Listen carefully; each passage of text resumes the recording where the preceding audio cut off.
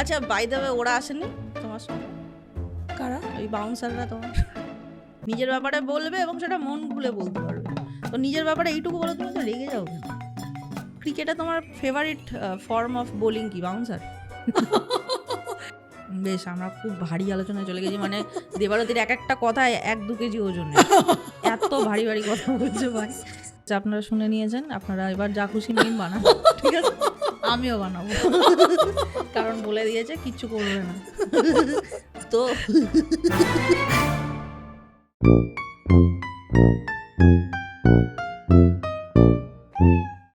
আজ not a serious podcast বা ঝিকিমিকি টুম্পা পডকাস্টের প্রথম এপিসোড, একেবারে সর্বপ্রথম। এর আগে আমি এরকম পডকাস্ট কখনো করিনি, যদিও অনেকে করতে বলেছেন কিন্তু করা হয়নি। তবে এইবার আমার সঙ্গে প্রথম এপিসোডে আমার বিশেষ অতিথি এসে গিয়েছেন, এবং তিনি প্রথম এপিসোডের অতিথি বলেই আরও বেশি বিশেষ। তিনি স্বনামখ্যাত, নিজে বহু দিক সামলে জীবন একদম তত্তরিয়ে চালিয়ে যাচ্ছেন। তিনি আর কেউ নন, 30টিরও বেশি পাবলিশড লেখার মালকিন দেবারতী মুখোপাধ্যায়। দারুণ ইন্ট্রোডাকশন। যেহেতু নট সো সিরিয়াস পডকাস্ট, তাই আজকে আমিও সেরকম ক্যাজ থাকবো তোমার মতো। একদম একদম। তোমার সিরিয়াস বইগুলোকে তুমি আপাতত কয়েক ঘন্টার জন্য ভুলে যাও। সিরিয়াসটা সার্কাস করে দেবো। না, এক্ষেত্রে সার্কাস না, সার্কাজম, রাইট, সার্কাস্টিক করে দেবো। আচ্ছা, বাই দ্য ওয়ে, ওরা আসেনি তোমার সঙ্গে? কারা? ওই বাউন্সাররা তোমার? না, বাউন্সাররা এখন তো বইমেলা সিজন নয়, ওরা এখন উল্লাসকর পড়তে ব্যস্ত। ব্যাস, প্রথমেই করে দিল। না, সিরিয়াসলি, আমি প্রথম প্রশ্ন যাচ্ছি। দেখো, আমি অনেক পডকাস্টে নিজে গেছি, মানে তোমার চেয়ারে আমি বসেছি, আজকে উল্টো দিকে আমি বসে আছি হোস্ট হিসেবে, কিন্তু আমি সেখানে গিয়ে দেখেছি ওদের একটা প্রশ্নের লিস্ট থাকে এক্ষেত্রে, মানে পডকাস্টের পাণ্ডুলিপি। কিন্তু আমি পাণ্ডুলিপি, ধৃতরাষ্ট্রলিপি কিছু নিয়েই বসিনি। তোমাকে একদম আমার মনে যা আসবে সেই প্রশ্নগুলো করবো অ্যাজ আ ফ্রেন্ড। একদম। আচ্ছা, প্রথমে বলি, এই বাউন্সারের কেসটা কি? এটা তো আমার প্রত্যেকটা পডকাস্টের এটা হচ্ছে সেই ম্যান্ডেটরি কোয়েশ্চেন, মানে এটা আমাকে অ্যাপিয়ার করতেই হবে, অ্যাটেন্ড করতেই হবে। কিছুই না, বহুকাল আগে যখন ডাইনোসররা যখন পৃথিবীতে ছিল, সেরকম সময় একটা বইমেলায় আমার পাবলিশার প্রথম দিন আমি যেদিন গেছিলাম, আমার রিডার্স মিটে খুব ভিড় হয়েছিল, এবং তাতে একটু তাক থেকে ওনার বই চুরি হয়েছিল, এবং তাক ফাঁককে বই পড়ে গেছিলো, একটা কেওস হয়েছিল। তো উনি ওনার ব্যবসার স্বার্থে পরের দিন যখন আমি যাব আমাকে বললেন, দেখুন আমার অনেক বইয়ের লস হয়েছে, আমি কিন্তু সেদিনকে সিকিউরিটি গার্ড রাখবো। এবার আমি আবার এত ভালো মেয়ে, আমি বাউন্সার শব্দটাই তখন জানতাম না। হ্যাঁ, মানে আমি কোনোদিন নাইট ক্লাবে যাইনি, কিছুই না, আমি একেবারে পুরো সেই অঞ্জন চৌধুরীর মেজবউ টাইপের আর কি, বুঝতে পেরেছো? তো আমি বললাম, ঠিক আছে, আপনার ব্যবসা, আপনার পাঠা, আপনি কোন দিকে কাটবেন সেটা আপনার ব্যাপার, আপনি আপনার ব্যবসার জন্য যদি মনে করেন সিকিউরিটি গার্ড রাখবেন। তো সেরকম রেখেছে। আমি গেছি, 3-4 জন বেশ হৃষ্টপুষ্ট লোকজন, ম্যাডাম লোক, মানে মহিলা পুরুষ সব ছিল, বেশ সুষ্ঠুভাবে সব কিছু হয়েছে, ভালো কথা। পরের দিন সকালে আমি যখনই ঘুম থেকে উঠেছি, দেখছি যে এই প্রথম বাংলা সাহিত্যে কোনো লেখক বাউন্সার নিয়ে, আর তাতে অনেক সিনিয়র লেখক যারা জানেনই না যে অ্যাকচুয়াল জিনিসটা কি হয়েছিল। ছি কি বিশ্রী দৃশ্য, অত্যন্ত ঘিনঘিনে দৃশ্য। লেখক হবেন একটি মাছি এসেছিল প্রচুর, প্রবাবলি, মানে একটা লেখক হবেন, তিনি তো পাঠকের মাঝে মিশে যাবেন, তিনি বাউন্সার নিয়ে যাচ্ছেন। এবার অ্যাকচুয়াল কেসটা হলো, আমি বাউন্সার নিয়ে গেছি না, আমি বাউন্সারের পয়সা দিয়েছি, সবকিছুই আমার পাবলিশার করেছিল। আমি দেখেছি সেই সময় তোমার একটা নিকনেম তৈরি হয়েছিল, বাউন্সার লেখিকা। একদম, সেই নিকনেম আজও আছে আমার, তো মনে হয় 50 বছর পরেও থাকবে। তোমার মাসলটা একটু দেখিয়ে দাও। মাসল। আর দেবারতির বাউন্সার লাগবে না, দেবারতী নিজেই সব সামলে নিতে পারবে। আচ্ছা দেবারতী, আমার পরের প্রশ্ন, খুব সিরিয়াস প্রশ্ন করছি এটা, ক্রিকেটে তোমার ফেভারিট ফর্ম অফ বোলিং কি? বাউন্সার? না, আমি কিন্তু ক্রিকেট খেলতাম 7, 8, 9 অবধি, মানে আমি রীতিমতো আমার প্যাড, হেলমেট, এভরিথিং কিট ছিল, এবং আমি যেহেতু একটু গ্রামের দিকে থাকতাম, সেখানে শেখার সুযোগটা ছিল না, বাট আমি স্কুলে খেলতাম, এবং অনেক জায়গাতেই আমি বেশ মানে একটা পোটেনশিয়াল প্লেয়ার ছিলাম, কিন্তু আমি ভালো ফিল্ডার ছিলাম, আমাকে সবাই জন্টি রোডস বলতো। একবার খালি ভাবো তোমরা, মানে যে দেবারতী যদি জন্টি রোডসের বংশধর কারো, মানে জন্টি রোডস তো অনেক সিনিয়র, তার কারোর ছেলের বা ভাইপোর সাথে বিয়ে হতো, তাহলে কি নাম হতো? দেবারতী রোডস। কিনা একটা কনস্ট্রাকশন কোম্পানির নাম মনে হচ্ছে, দেবারতী রোড। একদম। না আচ্ছা, মানে তুমি অলরাউন্ডার ছিলে বলা যায়। না, আমি বল কোনোদিনও করতাম না, আমি ব্যাটিং করতাম আর ফিল্ডিংটা খুব ভালো করতাম। মানে সেই আচ্ছা। উড়ে উড়ে সেই জন্টি রোডের একটা খুব বিখ্যাত হ্যাঁ post ছিল, হ্যাঁ, ওটা ইজ দ্যাট আ উড়ে বার্ড, গিয়ে- is that a plane, no Yeah, yeah, that's yeah. Jonty, right, এরকম কিছু ওই রকম হেডিংটা আমার ছিল। কিছু আমি ক্যাচ নেওয়ার চেষ্টা করতাম, পারতাম Super. না, বাট চেষ্টা করতাম, তাই থেকে আমাকে লোকজন জন্টি রোডস বলতো। তার মানে হচ্ছে কি জানি কি মানে যাই হোক, কিন্তু বিষয়টা হচ্ছে দেখো, সেদিন তুমি হয়তো বোলিং করতে না, ব্যাট করতে আর ফিল্ডিং করতে, কিন্তু আজকের ডেটে দাঁড়িয়ে তুমি অলরাউন্ডার, এটা বলা যায়। এটা পার্সপেক্টিভ, রিলেটিভ। না দেখো, তুমি সংসার সামলাচ্ছ, তুমি তোমার লেখা সামলাচ্ছ কি একদম দুর্দান্ত করেই সামলাচ্ছ, প্লাস তোমার কাজের যে জায়গাটা, কাজের যে জগৎ, সেই সম্পর্কে যারা তোমাকে ভালো মতো ফলো করেন তারা সবাই জানেন। তো আমি সেই সব দিকে যাবই না, কারণ আমি এটা পুরো একটা ক্যাজুয়াল লেইড ব্যাক একটা জিনিস রাখতে চাই, যেটা তুমি গল্প করে আনন্দ পাবে, একদম নিজের ব্যাপারে বলবে এবং সেটা মন খুলে বলতে পারবে। তো নিজের ব্যাপারে এইটুকু বলো, তুমি তো রেগে যাও কেন? কে বললো বলো আমি রেগে যাই? আমার লেখাগুলো সিরিয়াস হয়, আমি কিন্তু বেসিক্যালি আমার পুরো কার্টুন কমেডি ক্যারেক্টার আমার বাড়িতে। তোমার তোমার তোমার ব্যাপারে প্রচুর লোক বলে দেবারতী খুব রাগী। সেটা তো লোকের পার্সপেক্টিভ, সেটা ওই একটা হয় না যে একটা সেই রটে গেছে মানুষের মধ্যে। আগে আমি একটু প্রতিবাদী সত্তাটা আমার মধ্যে বড়বারই আছে, মানে যে কারণে উল্লাস করা আমার তো ফেভারিট, মানে আমিও বিপ্লবী বরাবরই। তো সেটার জন্য আগে ধরো অনেক রেগে গিয়ে ধুমধাম কোনো একটা মেরে দেবো কেটে দেবো টাইপের স্টেপ নিয়ে নিতাম, কিন্তু এখন আমি সেটাও করি না, এখন আমি ভীষণ শান্ত হয়ে গেছি। রেগে আগেও যেতাম না, I always fight for the against the injustice, এরকম একটা ব্যাপার ছিল যে কেন, কিন্তু সেটা এখন আমার মধ্যে অনেকটা প্রশমিত হয়ে গেছে। তারপর আমি বুঝেছি যে একা একা বিপ্লব করে কিছুই হয় না, নিজেকেই উল্টে একটা সাফার করতে হয় সব প্রত্যেকটা অঙ্গনে। মানে তুমি বলতে চাইছো একটু ডিফেন্সিভ হয়ে যেতে তুমি? হ্যাঁ, ভীষণ ডিফেন্সিভ শুধু নয়, মানে আমি কোথাও কোনো অন্যায় দেখলে একেবারে সেই সঙ্গে সঙ্গে ঝাঁপিয়ে পড়া।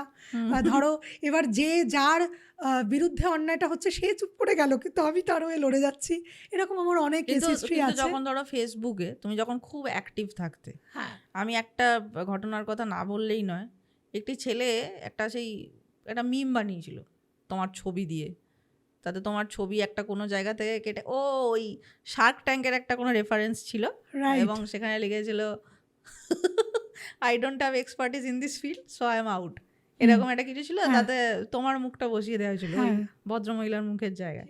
এবার সেটা নিয়ে অনেক টানাপোড়েন হয়েছিল। তো আজকে সেই দিনগুলো মনে পড়লে কেমন লাগে? এখন তো তুমি এগুলো থেকে অনেকটা দূরে।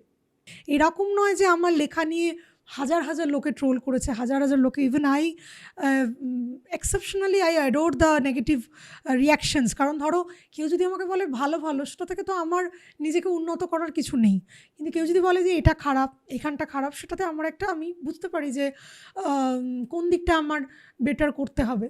তো পার্সোনাল অ্যাটাকও অনেক আগে হয়েছে, এখন আর হয় না, বুঝে গেছে সে পাথর টাইপের হয়ে গেছে, কিন্তু গন্ডার হয়ে গেছে। কিন্তু তখন আমার রাগটা উঠেছিল এই কারণে যে মুখ মর্ফ কেন করবে? আমি লেখক, আমার পরিচয় হচ্ছে আমার লেখা দিয়ে, তুমি আমার লেখা নিয়ে গোষ্ঠীর পিণ্ডি উদ্ধার করে দাও, লেখা নিয়ে যা খুশি বলো, বাট আমার মুখটা তুমি যদি অন্যের শরীরে বসাও, তাহলে কালকে তুমি অন্য কোনো শরীরে সেটা বসাতে পারবে, অন্য কোনো মেয়ের মুখ তুমি অন্য কারোর শরীরে বসাতে পারবে, এটা তো ঠিক নয়। এইটা আমার প্রথমে আমি বলেছিলাম, বাবা তুই তুলে নে, তুই ছবিটা দিস না, তুই এমনি আমাকে নিয়ে যা খুশি লেখ, তুই আমার লেখা নিয়ে যা খুশি বল। কিন্তু সে তখন আরও একটা বললো, না আমি তুলবো না। আমিও তখন সেই আর কি ওই যুদ্ধাংদেহী টাইপের, বাট এখন আমি অনেক আর বুঝে গেছি যে ঠিক আছে, এরা অ্যাকচুয়ালি কি, আমি এখন যেটা ফিল করেছি কি, যারা ট্রোল করে বা ধরো যারা এই ধরনের কাজকর্ম করে, দে আর ভেরি মাচ আনহিল্ড। এটা আমার নিজের একটা থিওরি যে তাদের ভেতরে না খুব কোথাও কিছু না পাওয়া, কিছু দুঃখ, কিছু ফ্রাস্ট্রেশন, কিছু আঘাত রয়েছে, সেটাকে তারা মানে ভেন্ট আউট করেন। ধরো আমি যাকে চিনি না জানি না তাকে নিয়ে ট্রোল করে, এবার সেটা করে যদি তারা টেম্পোরারিলি আনন্দ পান তো তাদের পেতে দেওয়া হোক। তবে হ্যাঁ, আমি এখনও ফেস মর্ফিংয়ের বিরুদ্ধে। কোনো মহিলা কেন, যে কোনো মানুষের ছবি ওরকম অন্য শরীরে বসানো, এটা আমি তার বিরুদ্ধে। বাট অবভিয়াসলি আমি সেরকম আর ওই অত রেগে আর যাই না, আমি এখন অনেক শান্ত হয়ে গেছি। ঠিক আছে, আপনারা শুনে নিয়েছেন, আপনারা এবার যা খুশি মিম বানান, ঠিক আছে? আমিও বানাবো, কারণ বলে দিয়েছে কিচ্ছু করবে না। তো তো এবার আমি হ্যাঁ তো এবার আমি করতেই পারি দেবারতী। আজকে আমার পডকাস্ট এসে জানি না আমায় কি বলবে আমি যদি বানাই, কিন্তু আপনারাও বানাতে পারেন খুলকে, কারণ কিছু বলবে না, অন রেকর্ড বলেছে, ঠিক আছে। আর বইমেলার আগে বানালে তো আরোই ভালো, লোকে একটুখানি দেবারতী এটা একটু বেশি হয়ে যাবে। একদম একদম। তো তারপরে সেসব শর্ট হয়ে গেছে, তখন মানুষ নানা রকম একটা অ্যাটাককে চলে গেলেন, এবং সেই সময় আমি দেখলাম যে জাস্টিফিকেশন একজনকে দিয়ে কোনো লাভ নেই। ওটা অনেক দিন ধরে চলেছিল। হ্যাঁ বাবা, একজনকে মানে তুমি যতই জাস্টিফিকেশন দেবে ততই মানুষ আরও সেটা নিয়ে করবে। তো আই স্টপড গিভিং জাস্টিফিকেশন। এবং তারপর জিনিসটা আর কিছু হলো না। ওকে তো মানে ছেলেটিও বললো আমার ভুল হয়ে গেছে, ঠিক আছে ওকে, মানে আমার কোনো ওর ওপর কোনো ভিন্ডিকটিভ আমার মোটো ছিল না, তাহলে আমি ছাড়তাম না বা কিছু। বাট স্টিল আমার এখনও মনে হয় যে এখনও যে আমরা দেখি যে বিভিন্ন মেয়ের অশ্লীল ছবি ধরো বিভিন্ন সাইটে বা মরফিং, সেগুলো তো শুরুটা এতটা কি ড্রাস্টিকভাবে হয়? মানে আমরা যেমন বলি যে আমাদের সমাজে ধর্ষক একদিনে তৈরি হয় না। একজন রেপিস্ট সে কি প্রথম দিনই করতে বেরিয়ে পড়ে? সে প্রথম থেকে মেয়েদেরকে নানাভাবে অশ্লীল মন্তব্য করে, টিজ করে, ধরো নানাভাবে ব্যাড টাচ করে। হয়তো আমি বলবো না যে এক্সট্রিম লেভেলে যারা চলে যাচ্ছে না তারাও কিন্তু পোটেনশিয়াল ওইটাই, আমি ওই শব্দটা বারবার বলতে চাই না সেটা দেখো আমি মানে আমি জেনারেলাইজ, মাথার মধ্যে তো ওটাই আছে, না না জেনারেলাইজ করছি না, আমার কথা আমি বলছি যারা এটার প্রাথমিক পর্যায়ে যে অধ্যায়টা বলছো তারাও কিন্তু পোটেনশিয়াল ওইটাই একদম। মানে মহিলা মানেই যে তাকে একটা তুমি, আমি দেখেছি আমার লেখা নিয়ে চর্চার থেকে বেশি অনেকেই সেটার ধরো গণ্ডি পেরিয়ে চলে যাচ্ছে। ধরো এমন একটা কোনো টপিক যেটা হয়তো আমাকে মেয়ে হিসেবেই সেটাকে ফেস করতে হচ্ছে, কোনো পুরুষ লেখককে হয়তো সেটা, আমি বাদ দাও শুধু আমি না, অনেক লেখিকাকে আমি দেখি, যেমন ধরো অনেক পুরুষ লেখক খুব কনফিডেন্টলি লেখেন যে তারা কোনো নুড বিচে গিয়ে কীরকম পরিতৃপ্তি পাচ্ছেন, কি তাদের নানা রকম নারী সঙ্গের কথা, কিন্তু কোনো নারী লেখক, কোনো লেখিকা যদি লেখে তার পুরুষ সঙ্গের কথা, বা সে কোনো নুড পুরুষকে দেখে কীরকম আনন্দ পাচ্ছে, তুমি বুঝে নাও তাকে কীরকম কী শিকার হতে হবে। তো আমরা মানি না, লিখেও যা শিকার হতে হয়, একদম একদম আন্দাজ করারও আমার দরকার নেই। বিকজ আমি দেখো আমি কারোর নাম নেব না, কিন্তু আমার সবথেকে খারাপ কি লাগে দেবারতী, যে এই দেখো এই আমরা সুপিরিয়ার, ও বলবে আমরা সুপিরিয়ার, এই ধরনের জিনিসগুলো তো আছেই। এই যে সিনেমাগুলোতে মানে খুব হালকা ছলে দেখানো হয়, মজার ছলেই দেখানো হয় যে পুরুষ আর নারীর মধ্যে একটা প্রতিযোগিতা হচ্ছে, কোনোটায় পুরুষ জিতে যাচ্ছে, কোনোটায় মেয়েরা, খুব পোকা সেটার দিকে আমি যাচ্ছি না। কিন্তু দেখো এটা এমনভাবেই ছড়িয়েছে চারিদিকে যে আমি অনেক মহিলাকেও দেখি তারা নিজেদেরই যে স্বজাতি মেয়েদেরকে নিজেরাই ছোট করে, আমি নাম নিচ্ছি না, কিন্তু অনেক স্বনামখ্যাত লোকজন আছেন তারা হয়তো ডিরেক্ট বলছেন না, কিন্তু তাদের কথাবার্তায় প্রকাশ পায় যে মেয়েরা এখনো ইনফেরিয়ার। একদম 18th number of females are there. শুধু তাই নয়, আমার মনে হয় প্রত্যেকটা পৃথিবীর স্পিসিস মানে তাদেরকে বংশগতি এগিয়ে নিয়ে যাওয়ার জন্য দুখানা জেন্ডার দরকার, পুরুষ এবং নারী, সেটা প্রত্যেকটা স্পিসিসেই। তো সেখানে কেউ কারোর ছোট নয়, কেউ কারোর বড় নয়, মানে এটা তো একটা পরিপূরক। ধরো পুরুষ আর নারী এর একরকম ট্রেড, শারীরিক ট্রেড বলছি, কিন্তু তার মানে এটা না আগে যেটা ছিল যে মেয়েরা মানসিকভাবে দুর্বল কি বুদ্ধি কম, আগে ওরকম অনেক তো গুজব রটনা ছিল। তো সেইগুলো যেমন ঠিক না তেমনি এটাও ঠিক না যে আমি বলবো যে আমি সমান, অথচ আমি কাজের বেলা আমি আমার হাজব্যান্ডের পয়সা তে প্রচুর কিছু করব, নিজে কিছু করব না। এটাও কিন্তু একটা টক্সিক ফেমিনিজম রয়েছে। একটা টক্সিক ফেমিনিজম কিন্তু এখন এসেছে যে দেখবে তুমি মানে আমি মেয়ে, আমি সব কিছুতে ইকুয়াল, বাট আমি নিজে কিছু করব না, আমি আমার হাজব্যান্ডের পয়সাতে কি বাবার পয়সাতে একটা শো অফ করবো, সেটাও কিন্তু ঠিক নয়। If you are equal then you have to be equal from the each and every perspective, এটা আমার মনে হয়। হ্যাঁ মানে কেউ যদি পড়াশুনো, আমি এত দূরেও যাচ্ছি না, এত ডেপথেও যাচ্ছি না, তুমি যে এত বছর ধরে পড়াশুনো করলে, এত যে ছুটে ছুটে কোচিংয়ে গিয়েছো, ট্রেন বাসে করে স্কুল কলেজে গিয়েছো, এত নোটস, এত জেরক্সের দোকানের সামনে লাইনে দাঁড়ানো, সব কিছুই তোমার পরিশ্রমের অঙ্গ। তারপরে যদি তোমার মনে আলটিমেটলি আমি আর কিছু করবো না, তুমি এত কিছু করলে কেন? এবার দ্যাট ডাজ নট নেসেসারিলি কি যে তোমাকে পড়াশোনা দিয়েই করতে হবে। অনেকেই আছে যারা ভালো বিউটি পার্লার, ভালো ছোট থেকে কোনো সংগ্রামটা তো আছে। মোট কথা নিজের পায়ে দাঁড়ানো, সেটা আমার মনে হয় যে পুরুষ নারী নির্বিশেষে প্রত্যেকের নিজের পায়ে দাঁড়ানো উচিত, আইডেন্টিটি ক্রিয়েট তবেই কিন্তু আমরা লিঙ্গ সাম্যের কথা বলতে পারি। আজকে একটা ছেলেকে যেমন সে নিজের পায়ে না দাঁড়ালে তাকে বিয়ের কথাই ওঠে না, একটা মেয়েরও কিন্তু নিজের পায়ে না দাঁড়িয়ে তার বিয়ের প্রস্তাব আনা বা বিয়ের জন্য কথা তোলা উচিত নয়। তাহলে কিন্তু আমাদের এই ইকুয়ালিটিটার কোনো মানে রইল না। বেশ, আমরা খুব ভারী আলোচনায় চলে গেছি, মানে দেবারতির এক একটা কথা 1-2 কেজি ওজনের, এত ভারী ভারী কথা বলছে ভাই। না, এখান থেকে বেরোতেই হবে, এই জায়গাটা কাটিয়ে উঠতেই হবে, এই দুঃখের সময়টা। তো আমি একটুখানি সুখের সময় চলে যাই। তোমার লেখা মানে পরবর্তীতে যখন 2 মলাটের মধ্যে এসছে, আমি তারও আগে থেকে ফলো করেছি, বিকজ তুমি যেগুলো লিখতে সেগুলো আমাকে অ্যাকচুয়ালি আনন্দ দিত। মানে দেবারতী যে ব্যাংকে চাকরি করতো, এটা আপনারা জানেন? যদি না জেনে থাকেন আমি বলে দিচ্ছি, করতো। এবং ওই সময় যখন কাস্টমার ডিলিং হচ্ছে, ব্যাংকে যারা আসছেন গ্রাহকরা, তাদের নাম বিভ্রাট নিয়ে তোমার একটা অত্যন্ত সুন্দর সিরিজ ছিল, সেইটা একটু আজকে রোমন্থন করতেই হবে। হ্যাঁ, মানে আমার তো মনে হয় যে ব্যাংকিংটা এত ডাইরেক্ট ডিলিং উইথ মানে পাবলিক, যে অতটা তুমি মানে অত সরাসরি তুমি জনসংযোগের সুযোগ খুব কম পেশায় পাওয়া যায়। তার কারণ এখানে একটা সাইকোলজি ম্যাটার করে।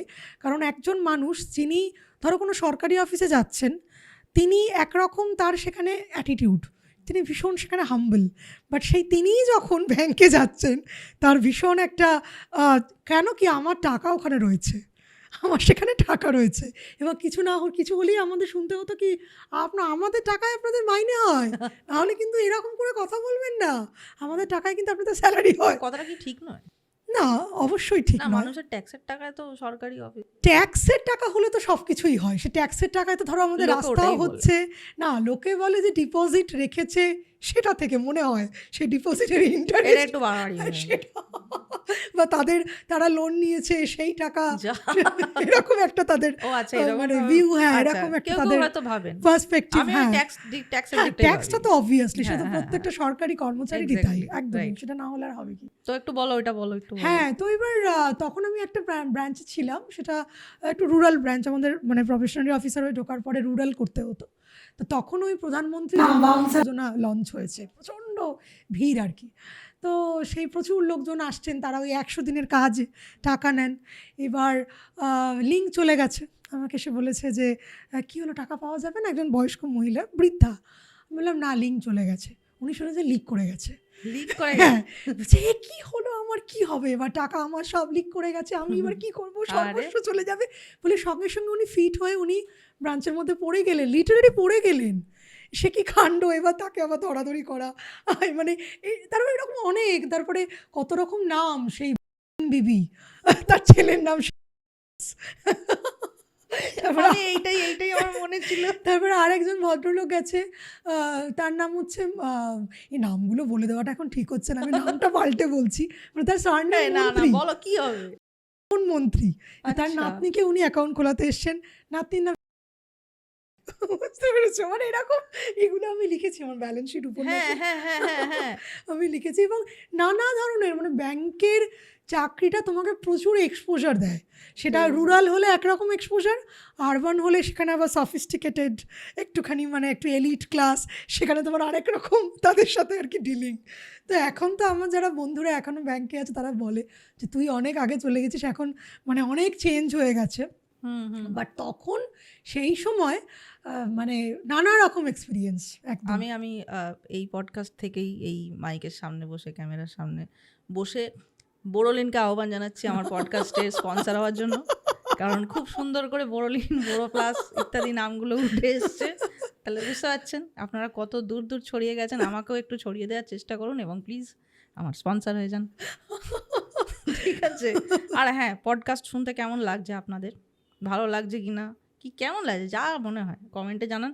একটু সাবস্ক্রাইব করে দিন প্লিজ। এই দেবারতী, তোমার রিডারদের একটু বলো তোমার পাঠকদের আমার চ্যানেলটা সাবস্ক্রাইব আমি তো এমনি তোমার অনুরাগী, কারণ কোনো রকম মানে অফসিন কন্টেন্ট বা কোনো রকম অশ্লীল কিছু না দিয়েও যে মানুষকে স্বতঃস্ফূর্ত হাসানো যায়, মানে আমার তো এমন হয়েছে ছিলামের মুখটা দেখলে আমার হাসি পেয়ে যায়। এটা অনেকে বলে, এইটা ওর ওই যে ওই মুখটা গম্ভীর করে তাকানো সেটাতেই আমার হাসি পেয়ে যায়। আর একটা হচ্ছে তোমার চুলটা কি একটা স্ট্যাটিক জিনিস, মানে আমি তোমার চুলটাকে বাড়তেও দেখি না কমতেও দেখি না। ছোটবেলায় আমার একটা চুল টুপি ছিল, আচ্ছা, উল দিয়ে ছোটবেলায় পরানো হয় না, চুলের মধ্যে থাকে টাকা টাকা ব্যাপারটা, ওইটা আমাকে মা আমার পরিয়ে দিয়েছে। আমি স্কুল গেছি, চট করে খুললাম, আমার টিচার অবাক হয়ে দেখছে, মানে খুলেও যা পড়েও দেয়, ভাবছে দুটো মাথা নাকি, যেটা কি হলো। সুন্দর, মানে চুলটা আমার এত ভালো লাগে।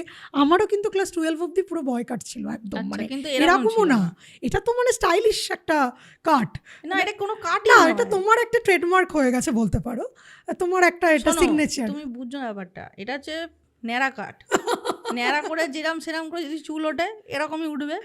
এবং আমার সবথেকে খারাপ লাগার জায়গা কি, আমার চুলটার টেক্সচারটাই এমন, দেখে মনে আমি চান করি, মনে চান করিনি, কিন্তু করি ভাই, কিন্তু লাগে চান করো, আঁচড়াও, সবই করো না। আঁচড়াতে পারি না, কারণ আঁচড়ে কিছুক্ষণ পরে দেখি সিঁথেটা হারিয়ে গেছে, তো আর বিরক্ত লাগে। ওই শ্যাম্পু ট্যাম্পু করে হাত দিয়ে সেট করে নিই, একটু বাদে তো এরমই হয়ে যাবে। একদম একদম ঠিক আছে। না, আমার নিজেরও 12 অব্দি আমার বাবার একটা অদ্ভুত ধারণা ছিল যে মেয়ে চুল বড় হলেই নাকি পড়াশোনা করবে না, ওটা নিয়ে থাকবে। হ্যাঁ, চুল বড় হলেই নাকি আমি চুলের দিকে চলে যাব।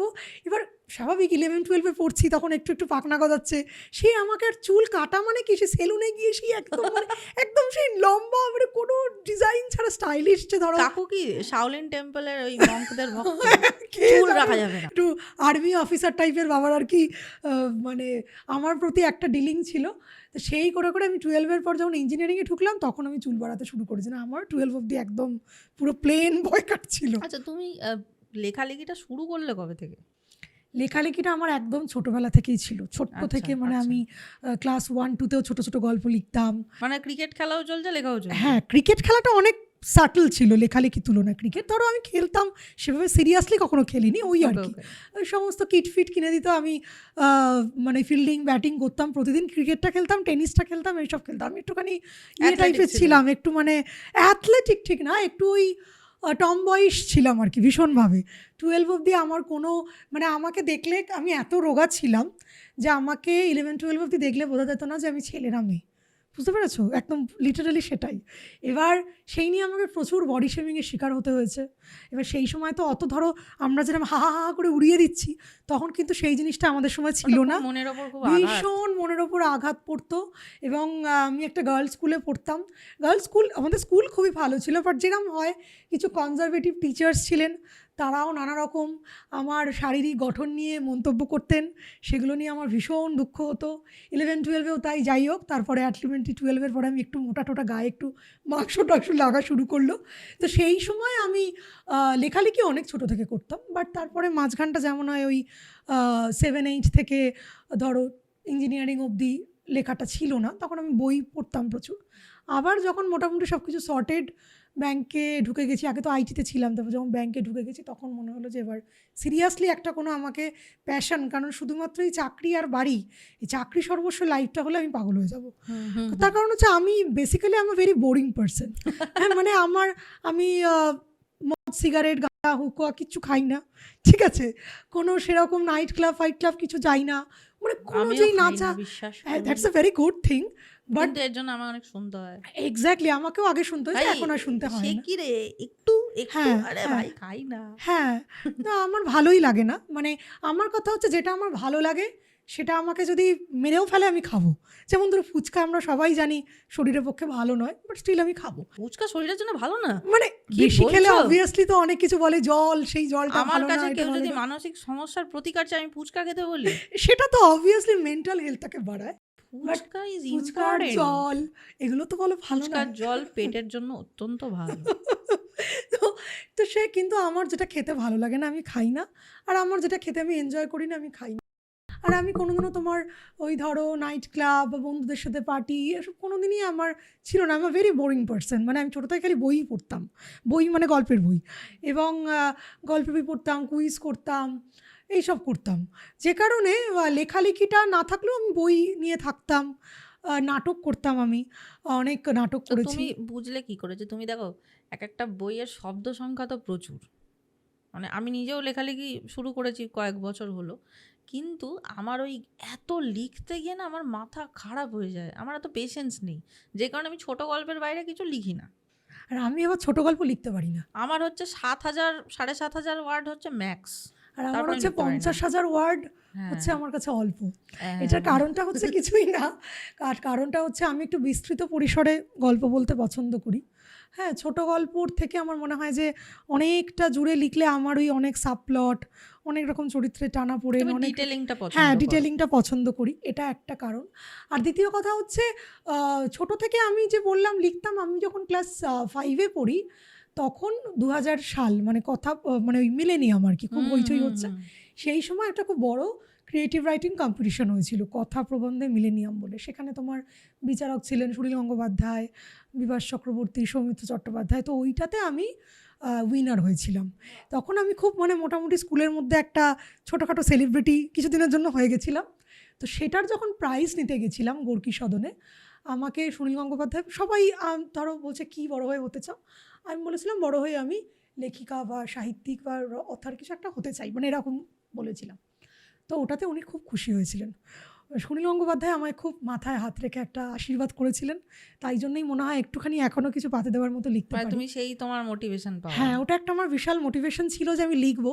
বাট যেরকম হয় আমাদের ধরো মধ্যবিত্ত বাঙালি বাড়িতে, তো তোমাকে চাকরি বা তোমাকে লেখাটা যে একটা কারুর ফুল টাইম প্রফেশন হতে পারে এখনো নয়। এখন তবু কিছুটা দেখছি ভাঙছে। তুমি যদি, আমার মনে হয় যেটা, তুমি যদি অনেক একটা বড় জায়গায় চলে যাও যেখানে তুমি একদম টপ নচ লেভেলে যদি চলে যাও, তাহলে তোমার সেই বলার কনফিডেন্সটা আছে। এক্স্যাক্টলি, মানে যতক্ষণ না তোমার সাকসেসটা মানুষ দেখছে ততক্ষণ অফবিটটাকে মানুষ অতটা, কিন্তু পিপল হু আর অ্যাসপায়ারিং তাদের জন্য কিন্তু এই কনফিডেন্সটা বিল্ড হতে সময় লাগে, খুব সময় লাগে। যে কারণে আমি এখনও সবাইকে বলি, যখনই আমায় কেউ বলে বিভিন্ন, ধরো আমি তো অনেক বইমেলা উদ্বোধনে যাই, বিভিন্ন রুরালেও যাই, অনেক জেলায় যাই, বাইরে যাই, অনেক আমাকে বাচ্চা ছেলে মেয়ে জিজ্ঞেস করে যে আমার না চাকরি বাকরি করতে ইচ্ছে করে না, আমার লিখতেই ভালো লাগে, আমার বাবা মা শোনেন না। আমি কিন্তু তাকে একটা কথা বলি যে বাংলা সাহিত্য, বিশেষ করে বাংলা বই বাজারটা এতটাই ইনফর্মাল, এতটাই ভোলাটাইল, আমার মনে হয় যে নিজের পায়ের মাটিটা শক্ত করে লিখতে আসা উচিত। তারপর তুমি যার ডিসিশন নেবে দ্যাট ইজ ইয়ার্স, বাট নিজের পায়ের মাটি শক্ত না করে তুমি যদি লিখতে শুরু করো, সেটা কিন্তু প্র্যাকটিক্যালি আমি দেখেছি অনেককেই একটা ডিপ্রেসড করে তোলে। তার কারণ যেটা হয়, মানে সব কিছুরই তো অনেক রকম ইকুয়েশনস থাকে, সেটা বিল্ড হতে টাইম লাগে, সেটা কিছুটা তোমার নিজের ম্যাচুরিটির ওপর ডিপেন্ড করে। তো মনে হয় যে নিজে ফাইন্যান্সিয়ালি এস্টাবলিশড কিছুটা হয়ে তারপর লেখার দিকে এলে আমার মনে হয় নিজের একটা দিক অন্তত স্ট্রং রেখে, হ্যাঁ স্ট্রং রেখে তোমার নিজের, পাশাপাশি চালানো উচিত। ওই খালি পেটে কবিতা হয় না, ওই সেরকমই ব্যাপারটা, মানে ক্ষুধার রাজ্যে পৃথিবী গদ্যময়, পূর্ণিমা চাঁদ যেন ঝলসানো রুটি, সেরকমই। মানে তোমার ধরো আশপাশে সবাই তোমাকে নানা রকম গঞ্জনা দিচ্ছে যে তুমি কিছুই করতে পারলে না, ইউ আর আ লুজার, কি তোমার নিজের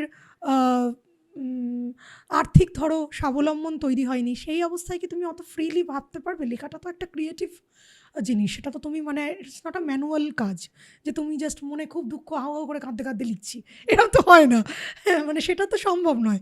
তোমাকে লিখতে গেলে, আমি যেমন লিখতে বসি আমার 40 থেকে 45 মিনিট ঢুকতে লাগে, তারপর আমার ঢোকার পর লেখা আমি শুরু করি। প্রথম 40-45 মিনিট তো আমার ভেতরে ঢুকতেই লেগে যায়, কারণ একটা মেন্টাল একটা এফর্ট না।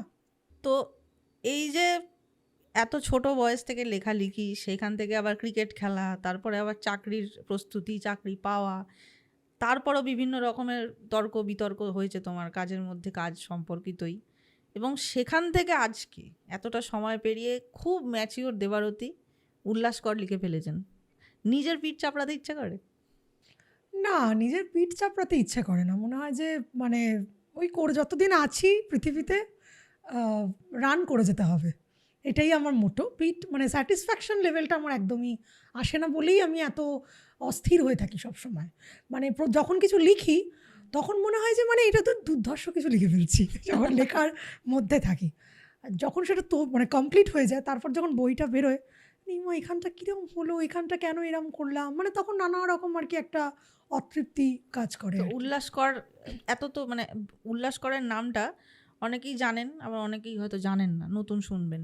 তো এত যে বিপ্লবী বাংলার বিপ্লবীর তো মানে সেটা একটা বিরাট তালিকা রয়েছে, তাদের মধ্যে থেকে উল্লাস করকে বেছে নেওয়ার পিছনের কারণটা কি? হ্যাঁ, এটা তুমি একটা খুবই ভ্যালিড প্রশ্ন করলে। বিষয়টা কিছুই নয়, আমি 2-2.5 বছর কি 3 বছর আগে একটা উপন্যাস লেখার কাজে হাত দিয়েছিলাম, কৃষ্ণ সিন্ধুকি, যেটা ছিল আন্দামানের সেলুলার জেলে। তো আমরা জানি যে অনেক বিপ্লবীকে দ্বীপান্তরে নির্বাসন দেওয়া হয়েছিল, তার সঙ্গে অনেক দাগি তখনকার খুন খারাপি আসামি তাদেরকেও ডিপোর্ট করা হতো। বাট যেটা অনেকেই জানতেন না বা জানেন না, সেটা হচ্ছে অনেক মেয়েকেও তখন ওখানে ফোর্সফুলি ডিপোর্ট করা হয়েছিল, শুধুমাত্র ওখানে গ্রাম তৈরির জন্য। অর্থাৎ গ্রাম তো কখনো শুধু পুরুষ দিয়ে হয় না, গ্রাম তৈরি করতে পুরুষ মহিলা দুই লাগে। তো ওই মহিলারা গিয়ে ওই দাগি আসামিদের সঙ্গে সংসার করে তাদেরকে ছেলেপুলে উৎপাদন করতে হবে। এইটা একটা খুবই চাপা পড়া ইতিহাস। আমার মনে হয়েছিল যে এরকম যে কয়েক হাজার মেয়েকে সেই সময় ব্রিটিশ সরকার মানে ওখানে জোর করে পাঠিয়েছিল, সেটা কেউ করে জানে না। তো এটা নিয়ে লিখতে হবে। তো এটা নিয়ে লিখতে গিয়ে আমি দেখলাম যে আন্দামানে তখন ন্যাচারালি ওই মেয়েরা যাচ্ছে, তার সঙ্গে তো বিপ্লবীরাও যাচ্ছে। তো সেই বিপ্লবীদের নিয়ে লিখতে গিয়ে আমি ধপাস করে প্রেমে পড়ে গেলাম উল্লাসকরের। মানে সত্যি কথাই, মানে আমি উল্লাসকরের একদম প্রেমে হাবুডুবু খেয়ে গেলাম। মনে হলো যে এই মানুষটিকে নিয়ে আমাকে একটা বড় কাজ, হি ডিজার্ভস আ সেপারেট ওয়ার্ক। এবং মানে আমি এমনই আবিষ্ট হয়ে গেলাম কৃষ্ণ সিন্ধুকে শেষ করার পরে আমি ঠিক করলাম যে উল্লাসকরকে নিয়ে, কারণ ওনার জীবনটা প্রচণ্ড বর্ণময়, অবিশ্বাস্য রকম কালারফুল এবং প্রচণ্ড মোটিভেশনাল। আচ্ছা, উল্লাসকর তো মানে আমাদের বাংলার বিপ্লবী, ভারতের বিপ্লবী, সেজন্য তিনি একদম আমাদের মানে কি বলবো, শ্রদ্ধেয় তো বটেই। কিন্তু আমি যদি বলি বর্তমান যে প্রজন্ম উল্লাসকরকে ভালোবেসে ফেলার জন্য বিপ্লবী বাদ দিলে, তার বিপ্লবী সত্তাটিকে যদি একটু পাশে সরাই, কোন 3টে কারণের জন্য একবারে আরে বলে জড়িয়ে ধরবে? First and the foremost reason is, এই যে প্রজন্ম সাইয়ারা দেখে মানে পাগল হয়ে যাচ্ছে, তারা উল্লাসকরকে জানলে মনে হবে যে কারা সাইয়ারা, কী মানে এরকম, মানে এরকম লেভেলের প্রেমিক। বাঙালি তো বাদ দাও, বিশ্ব পুরো বিশ্বে এরকম তার উদাহরণ আছে কি না সেটা খুব মানে রেয়ার। তার কারণ মানে উনি মানুষ হিসেবে একটা দুর্দান্ত ধরনের ব্যক্তিত্ব ছিলেন, মানে প্রচণ্ড হাহা করে হাসা, দারুণ ধরনের গানে পারদর্শী, বাঁশি বাজানো, দোতারা বাজানো, সত্যিটা মুখের ওপর বলে দেওয়া, কোনো রকম কপটতা বা ভণ্ডামি নেই। বা ধরো উনি দেশের জন্য ঝাঁপিয়েছেন মানে দেশের জন্যই ঝাঁপিয়েছেন, নিজের কোনো তার মধ্যে ভেস্টেড ইন্টারেস্ট নেই যে দেশ স্বাধীন হলে আমি এইটা হব কি ওইটা হব। উনি পুরোপুরি নিঃস্বার্থভাবে নিজের, he belong to a very affluent family, মানে উনি খুবই বিত্তশালী পরিবারের সন্তান ছিলেন, জমিদার পুত্র ছিলেন। ওর বাবা বিলাত ফেরত ছিলেন, শিবপুর ইঞ্জিনিয়ারিং কলেজের প্রিন্সিপাল ছিলেন। ওনার বাকি 2 ভাই দুজনেই লন্ডন আমেরিকায় চলে গিয়েছিলেন। কিন্তু উল্লাসকর নিজেও অত্যন্ত ব্রিলিয়েন্ট ছিলেন, প্রেসিডেন্সির কেমিস্ট্রির ব্রিলিয়েন্ট স্টুডেন্ট ছিলেন, কিন্তু দেশকে ভালোবেসে উনি ওনার কেরিয়ারকে তো জলাঞ্জলি দিয়েইছেন। আমরা অনেকেই জানি যে নেতাজি সুভাষচন্দ্র বসু প্রফেসরের সঙ্গে অভব্যতার শাস্তি দিয়েছিলেন, বাট তারও অনেক অনেক আগে উল্লাসকর দত্ত সেই সময় প্রেসিডেন্সিতে একজন প্রফেসর ছিলেন, প্রফেসর রাসেল। উনি কী করতেন, ভীষণ বাঙালিদেরকে হ্যাটা করে, হিউমিলিয়েট করে নানা রকম অপমানজনক মন্তব্য করতেন। তো উল্লাসকর কী করেছিলেন, একদম বাড়ি থেকে ছেঁড়া চটি নিয়ে এসে তাকে এমন পিটিয়েছিলেন, ছেঁড়া চটি দিয়ে সব পিটিয়ে উনি কলেজ ছেড়ে চলে গেছিলেন। উনি জানতেন যে তারপর ওনার মানে এডুকেশনাল কেরিয়ার শেষ হয়ে যাবে, তবুও কিন্তু তিনি কোনো দ্বিতীয়বার ভাবেননি। তার কারণ উনি প্রচণ্ড একটা মানে হয় না একটা খাঁটি মানুষ, সেটা ছিলেন। মানে সেই দিনই ইংরেজ সাহেব বুঝেছিলেন শ্রীচরণ কমলেশু বলতে কি বোঝায়। শ্রীচরণ শু, রাইট।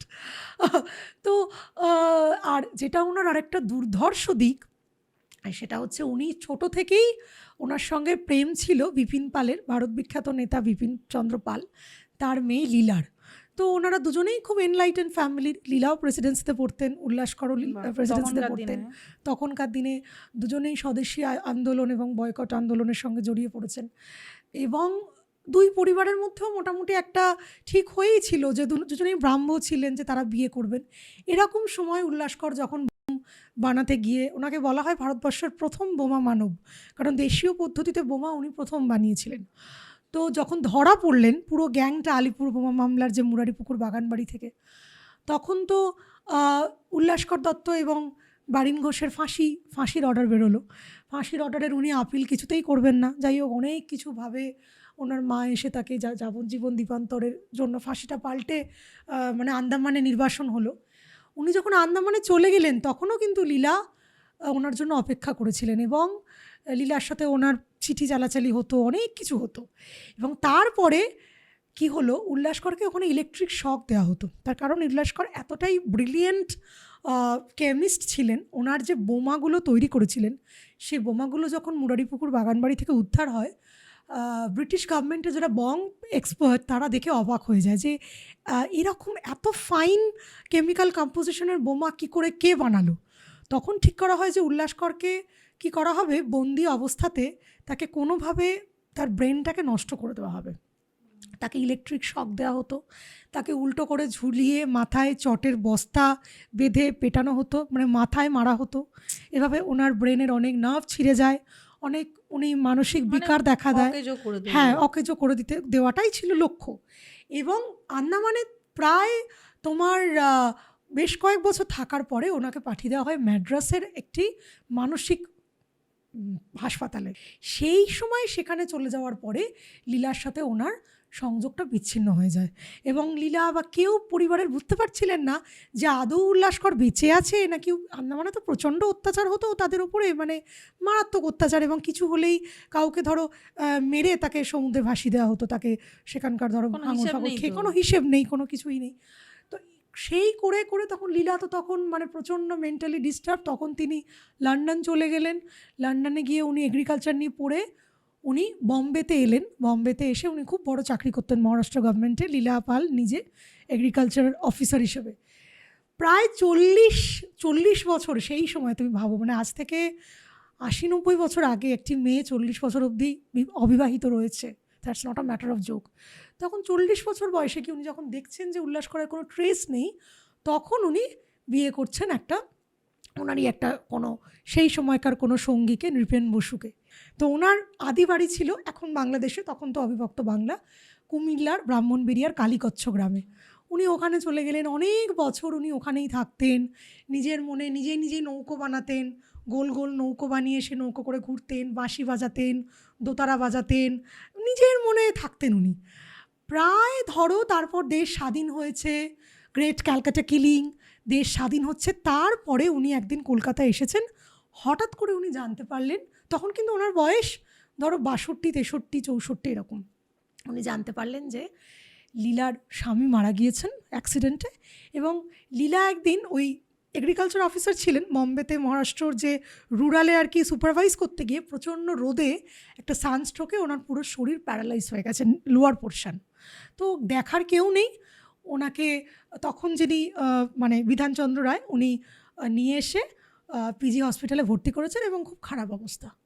সেই যে ওনার শুরু হলো, উনি প্রতিদিন তারপর নিজে থেকে, উনি কলকাতাতেই থেকে গেলেন, নিজে প্রতিদিন রান্না করেন, সেই রান্না টিফিন কৌটো করে নিয়ে যান, লীলাকে বিকেল 4টের সময় গিয়ে খাওয়ান, লীলাকে ধরে ধরে ওঠান।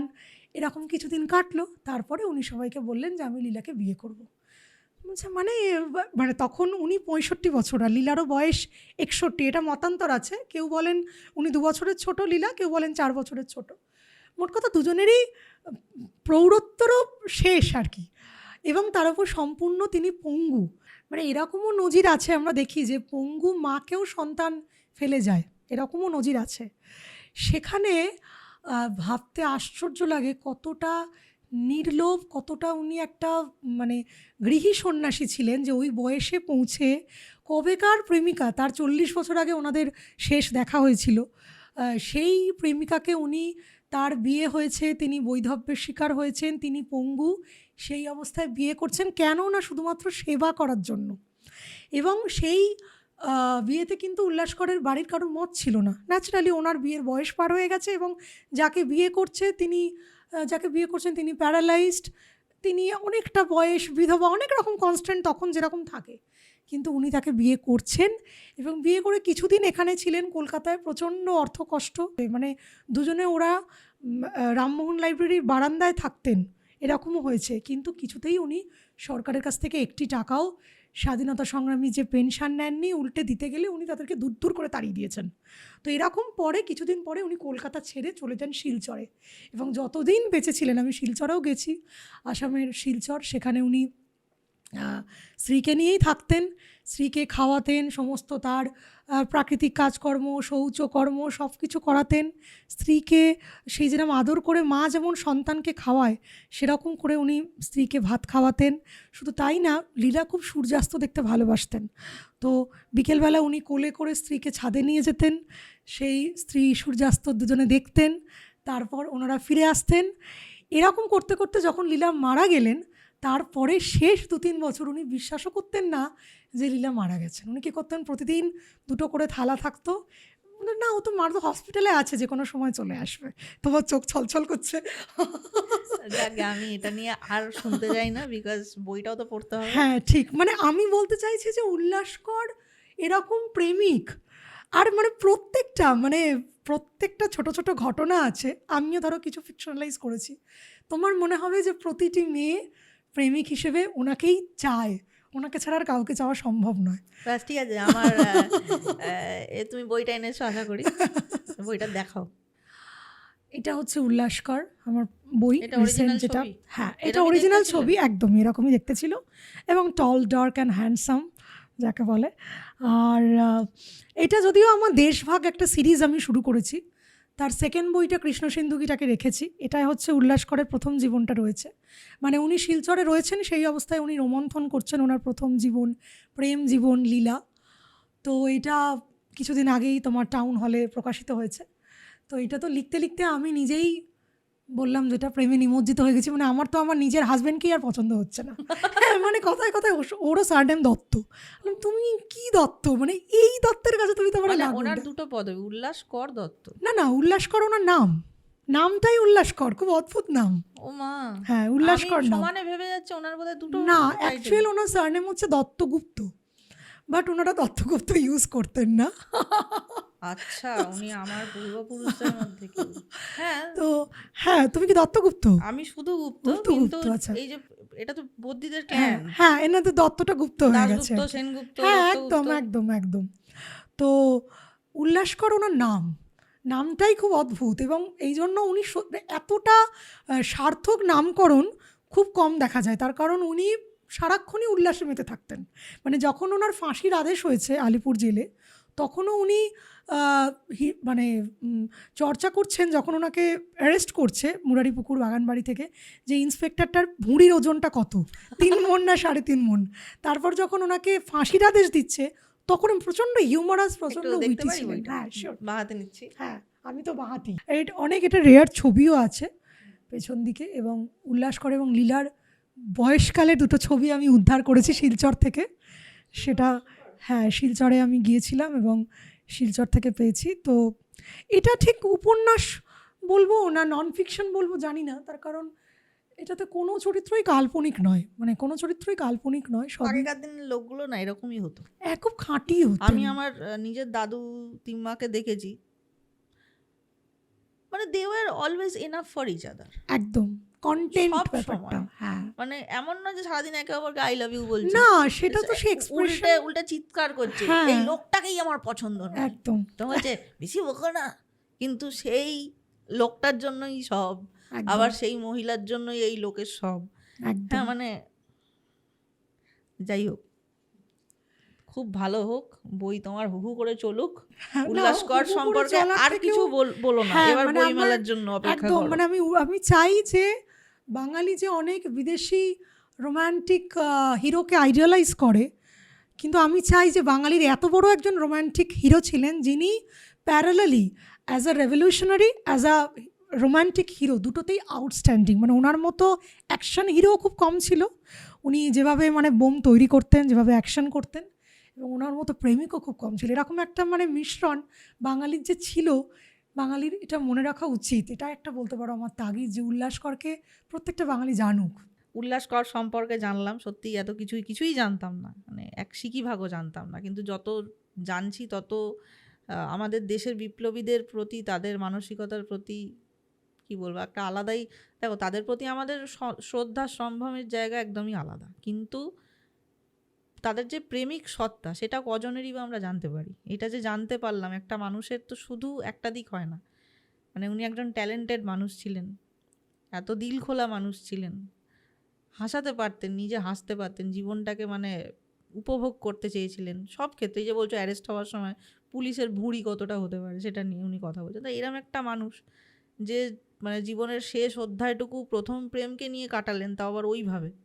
তো এটা মানে এগুলো নিয়ে আমাদের মানে কি জানি, আমার মতন মানুষের মানে মন্তব্য করাটাও ধৃষ্টতা। আমি কিছু বলতে চাই না, শুধু চাই এই এই লোকটির কথা বা এই আমাদের এই বিপ্লবীর কথা সকলে জানুক, যেরম করে তাদের জানা উচিত, ডিটেলেই জানুক।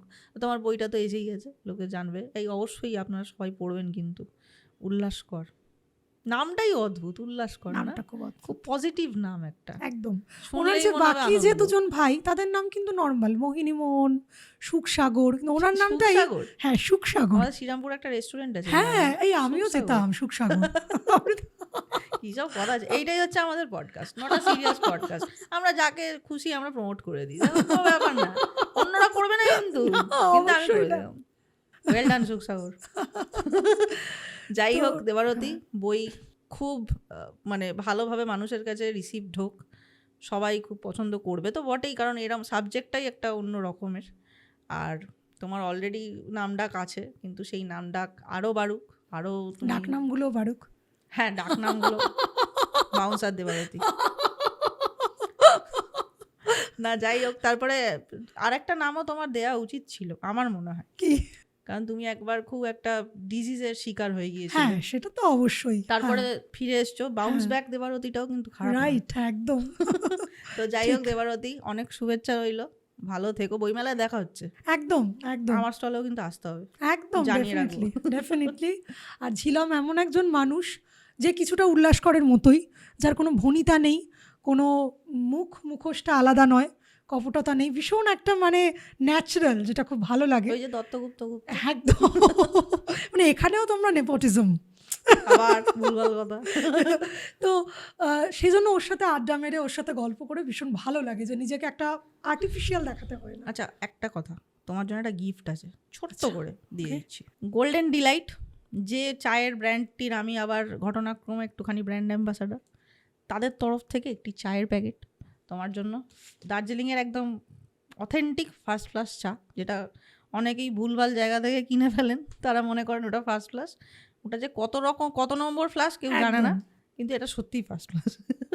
তো ওদের অনেক রকমেরই চা আছে, মশালা টি, গ্রিন টি, যত রকমের টি এই টিতে আপনি পাবেন এই টি ব্র্যান্ডে। তো আপনাকে এটা তুলে দেওয়া হচ্ছে আমার তরফ থেকে এবং গোল্ডেন ডিলাইটের তরফ থেকে। আপনি সকালে উঠে খেয়ে ফ্রেশ হয়ে অফিস যেতে পারবেন, একদম, এবং যখন খুশি খেতে পারবেন। মানে অ্যাম্বাসেডর গাড়িতে চড়েছি, এবার চায়ের অ্যাম্বাসেডরের কাছ থেকে চা নিচ্ছি। আরে অ্যাম্বাসেডর একটা নতুন করে আসা উচিত কিন্তু মার্কেটে। একদম, অবশ্যই, অত স্টাডি গাড়ি বলো, আমাদের জেলার গাড়ি, কত লেগ স্পেস, একদম চিড়িয়াখানাতে বলা হয়েছিল মনে আছে? একদম। আর তারপর আমাদের জেলা, তুমিও হুগলি আমিও হুগলি, হ্যাঁ আফটার অল। আচ্ছা আরেকটা কথা বলে দিই, যারা আপনারা দেখছেন, যদি গোল্ডেন ডিলাইট মানে চা প্রেমী যদি হন, সত্যিকারের ভালো চা, ওদের ওয়েবসাইট আমি দিয়ে দেবো স্ক্রিনে, অর্ডার করবেন, একদম অল ইন্ডিয়া ফ্রি ডেলিভারি, ঘরে বসে পেয়ে যাবেন। ঠিক আছে, চলো এই নাও এই চাটা তুমি খাও। Thank you so much. Thank you Jhilam. Thank you আমাকে না, গোল্ডেন ডিলাইট। আচ্ছা থ্যাংক ইউ গোল্ডেন ডিলাইট আর তার ব্র্যান্ড অ্যাম্বাসেডর।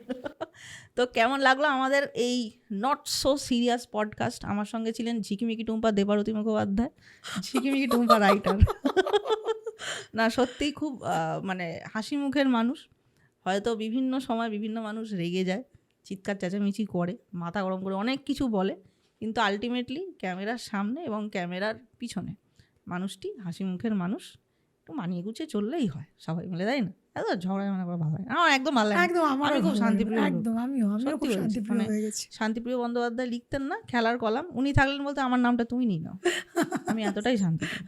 যাই হোক, আপনারা প্লিজ চ্যানেলটা সাবস্ক্রাইব করবেন, আর আমার এই পডকাস্ট দেখে আপনাদের কীরম লেগেছে সেটা অবশ্যই কমেন্টে জানাবেন। আমার জন্য আপনাদের কমেন্ট অত্যন্ত ভ্যালুয়েবল। প্লিজ চ্যানেলটা সাবস্ক্রাইব করে দেবেন। আর দেবারতীর জন্য যদি কোনো প্রশ্ন থাকে, প্রশংসা থাকে, আর তার ওকে নিয়ে যদি মিম বানাতে চান, সেটাও লিখে দেবেন কমেন্টে। দেবারতী রাগ করবে না। দেবারতী ভালো থেকো, উল্লাসকর নিয়ে মানুষ উল্লাসে মাতুক, এটাই আমি চাইবো। চলো আজকের জন্য এই পর্যন্তই, নমস্কার।